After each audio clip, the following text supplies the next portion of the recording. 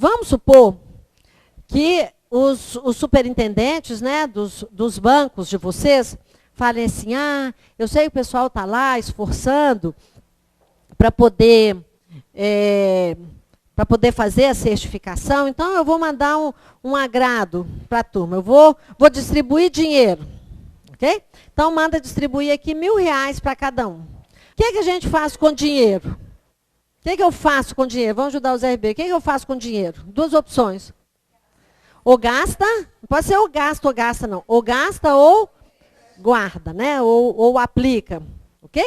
Eu tenho como, porque eu também vou ganhar 1.000, né? Eu tenho como gastar o meu 1.000 inteiro e depois guardar o 1.000 inteiro? Não. Eu tenho que fazer escolhas. Isso é a mesma coisa, gente, disso aqui, olha. Nós vamos fazer uma excursão lá no Parque Municipal. Você já foi no Parque Municipal? O Parque Municipal é o melhor lugar, Parque Municipal de qualquer lugar, né? Melhor lugar para a gente aprender política monetária. Isso aqui é aquele brinquedo de madeira, tá? Como que é a lógica desse brinquedo? Quando esse menino vai para baixo, esse aqui vai para cima. Quando esse aqui vai para baixo, esse vai para cima. Nós nunca vamos ter uma situação em que os dois meninos vão para cima. Ou os dois para baixo, porque isso é uma questão física, né? Isso pode, os dois para cima, os dois para baixo, lá no Hopi Hari, na Disney, mas no Hopi Hari cai, né? Vocês viram? Então, aqui que é o bacana. Então, se um desce, outro sobe. Vamos dar nome para esses meninos? Esse aqui vai chamar poupança. E esse aqui vai chamar consumo. Então, observe o seguinte. Quando a poupança desce, então ela cai, então nós estamos guardando pouco, o consumo sobe. Agora, se eu aumentar, subir a poupança, não vai sobrar dinheiro para o consumo. Aí o consumo cai, ok? Eu não posso ter uma situação em que eu vou poupar muito e ao mesmo tempo gastar muito mesmo dinheiro. Eu preciso fazer escolhas. Aí eu pergunto o seguinte, se nós formos definir aqui em colegiado, o que é que nós vamos fazer com o nosso dinheiro, que o superintendente mandou, o que é que nos levaria a escolher poupar? Qual é o meu estímulo para poupar? O ganho, a remuneração. Então eu preciso aqui ter taxas de juros altas. Vamos supor que o Copom faça uma reunião e fale assim, olha, a partir de agora, a taxa de juros é 25%. Nós vamos falar, nossa, que alegria, né? Não vou gastar nem um centavo, porque se eu deixar esse dinheiro aplicado, ele vai aumentar 25% no ano. Aí o Copom fala assim, não, gente, faltou uma vírgula, é 0,25. Agora nós estamos no modelo lá japonês, 0,25. Fala ao dia, não, ao ano. Fala, meu Deus, o ano é ruim, né? Vou gastar meu dinheiro inteiro. E se você não tiver dinheiro? E a taxa de juros for 0,25? Aí que você gasta mesmo, porque está baratinho. Não é assim? Então, quando a taxa de juros sobe, eu tenho estímulo à poupança. Se eu não tiver dinheiro, falo agora que eu não vou gastar mesmo, porque a taxa de juros está muito cara. Se a taxa de juros cai, então aqui taxa de juros cai, eu tenho um estímulo ao consumo. Mas, além disso, eu preciso ter um outro estímulo para eu consumir. Qual é aquela palavra maravilhosa que eu tenho que ver lá para me estimular? Só crédito? Em qualquer circunstância eu vou comprar se eu tiver crédito? Na oferta é na década de 80. Liquidação é década de 90. Mais moderno um pouco do que off. Off já está até ultrapassado. Já. Gente, shopping, Zona Sul, lá, como é que é? A menina aqui da Zona Sul, olha. Seio. É a modernidade. Agora, eu prefiro mesmo quando eu vejo assim, 90% off. Pode ser até em peru da Sadia que eu compro. Qualquer coisa, dá um frio na ponta da espinha. Então, olha só, nós temos que ter taxa de juros baixa e precisamos ter preços baixos para que a gente consuma, ok? Aí eu pergunto o seguinte, vamos supor que nós escolhemos aqui, fizemos um plebiscito, e resolvemos que nós vamos gastar o nosso dinheiro. Aí a gente pega um ônibus aqui na porta, vamos lá para as Casas Bahia, e nós vamos comprar Nintendo Wii. Aí chego lá e falo, ô Zé, o Zé foi promovido, agora não vende morango mais, vende Nintendo Wii. Né? O Zé fala assim, ô Mara, você veio fazer compra aqui? Ah, vim, nós viemos comprar Nintendo Wii. Mas todo mundo trouxe tanta gente para comprar um Nintendo Wii? Claro que não, Zé. Eu vim comprar Nintendo Wii, mas a turma também. Cada um vai comprar um. Aí fala, você está doida, Mara? Nós não temos Nintendo Wii. Eu falo, Zé, isso não é problema meu. Qual é o meu problema? Eu, o mercado, vou gerar a demanda. O problema da empresa é disponibilizar o produto, disponibilizar a oferta. Aí ele vai falar, você devia ter combinado, vem aqui de 3 em 3, eu ia deixar até embrulhado. Não, é que nós queremos hoje. Se nós queremos hoje e não tem, o que vai acontecer com o preço? Vai subir. Imaginem trazendo isso para o mercado como um todo. Se todas as pessoas resolverem comprar, porque a taxa de juros está baixa, aí nós vamos comprar mais máquinas, equipamentos, carro, roupa, Neusaldina, né, assim, caderno. Aí eu pergunto, se nós estivermos comprando mais coisas, as empresas vão produzir mais?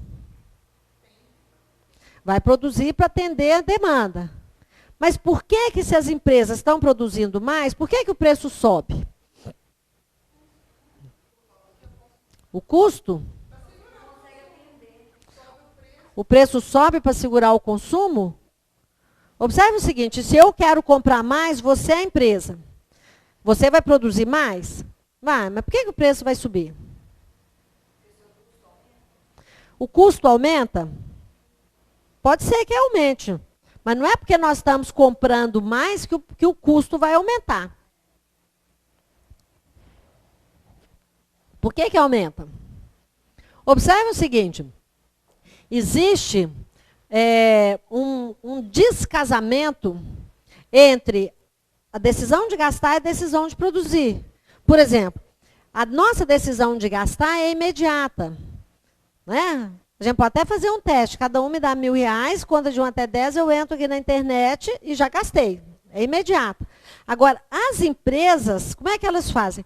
Elas não fazem assim, não sei se o mercado vai aquecer, eu vou produzir, vou pôr na prateleira e vou rezar para São Judas Tadeu, o povo vir comprar. Não existe isso. O que ela faz?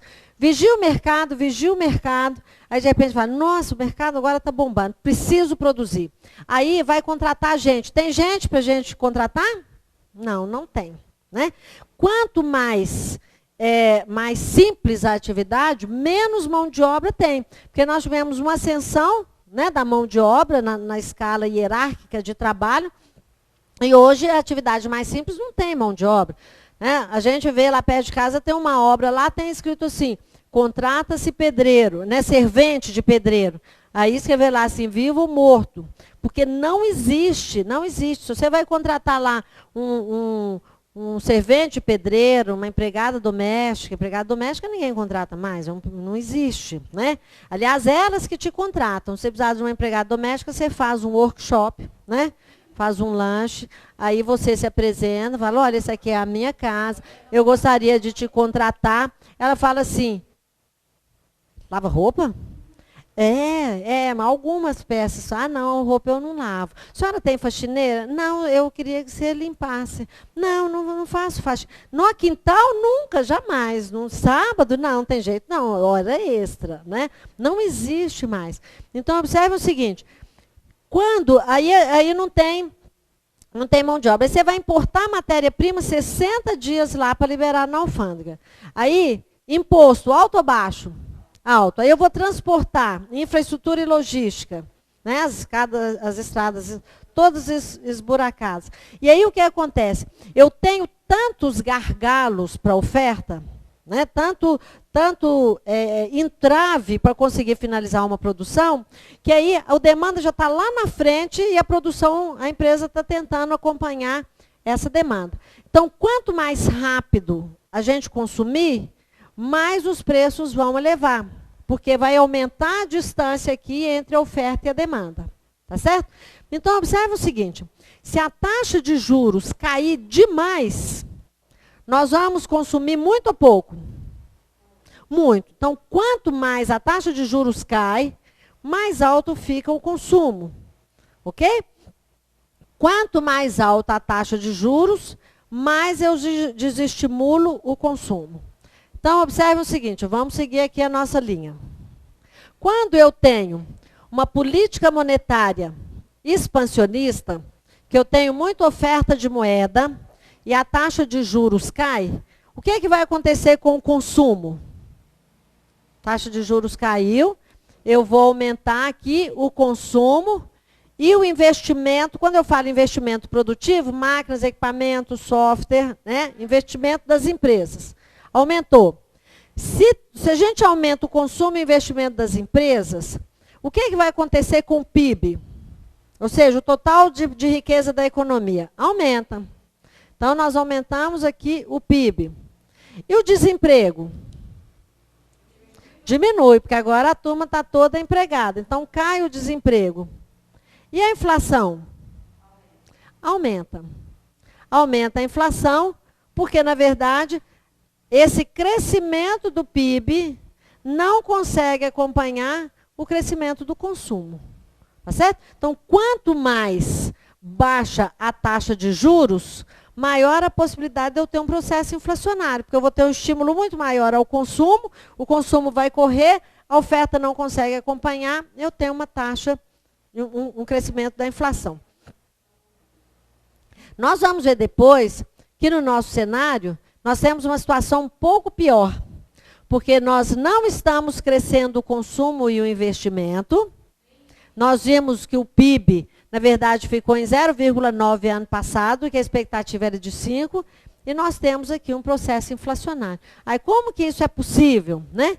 Porque nós temos 3 tipos principais de inflação.